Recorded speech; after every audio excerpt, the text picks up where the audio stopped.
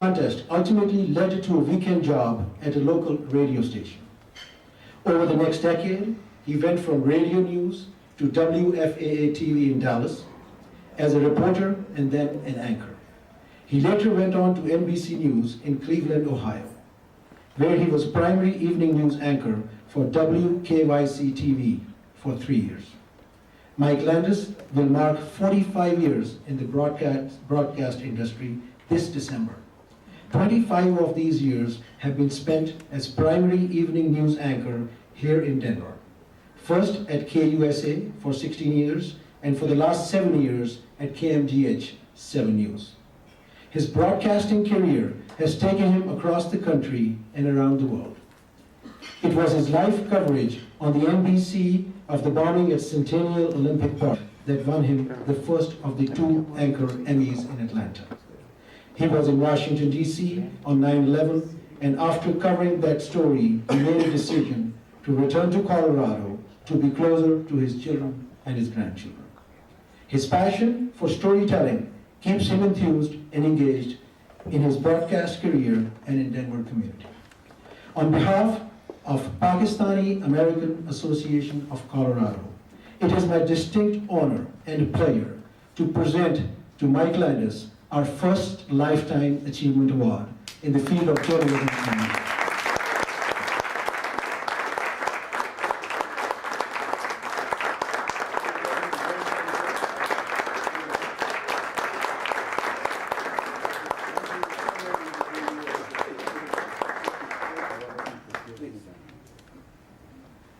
I am, first of all, very, very pleased to receive this award, and thank you very much.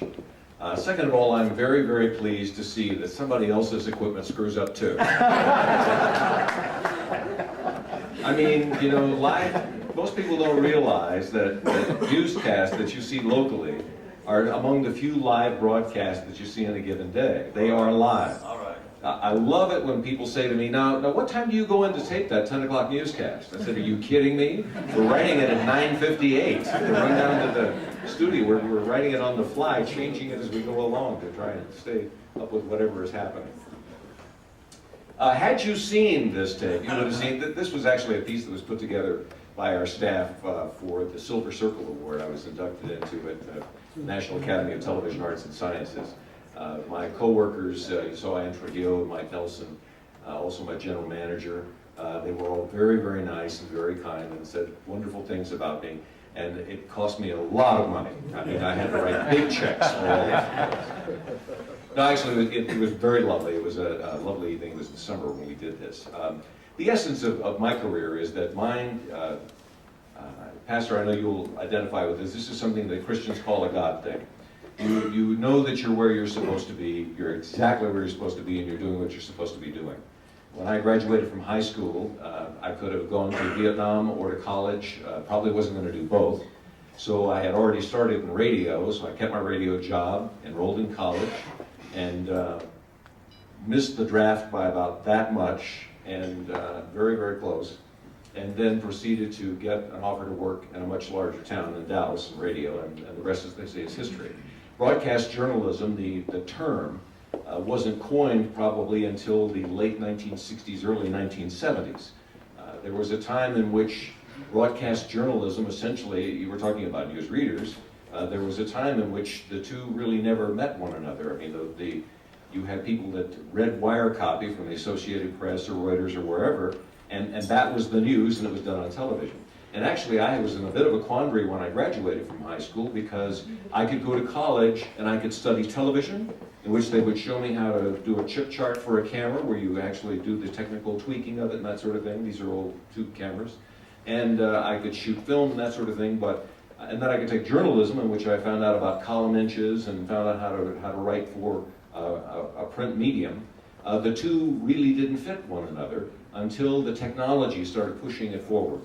And my generation of broadcasters, the generation that writes the books that kids are studying now who go to get a broadcast journalism degree, something that didn't exist when I graduated from high school.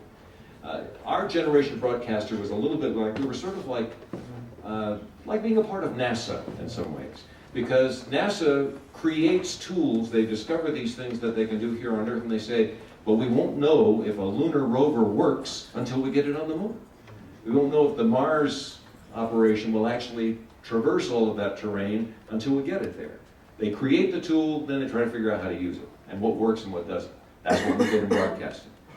When I started in broadcasting, a film crew, if it was a one-man band, had this giant camera with the Mickey Mouse ears that the film was inside, those big huge things like that. They had a big huge box that was the transistorized, which was big for its day, sound equipment, and they had to carry all of this gear around, and that's how they covered news events. And it was really pretty amazing. If you saw the network crews, it was 3 guys.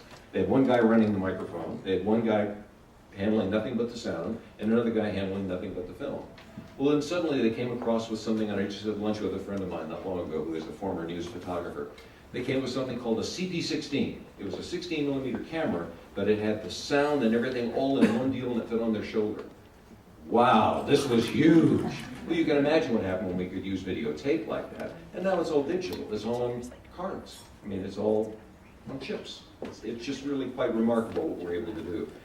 But I thought you made a very good point just a moment ago. The difference between telling what's going on in a given day and telling the truth aren't necessarily the same thing.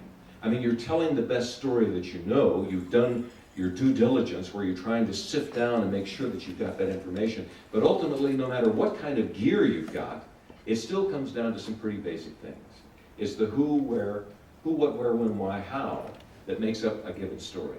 There's a classic story about the old journalist and the young journalist traveling in a train across the country. And the young journalist says, "Why, look at that. What a lovely brown cow in that field." And the old journalist says, "Well, that's this side of her."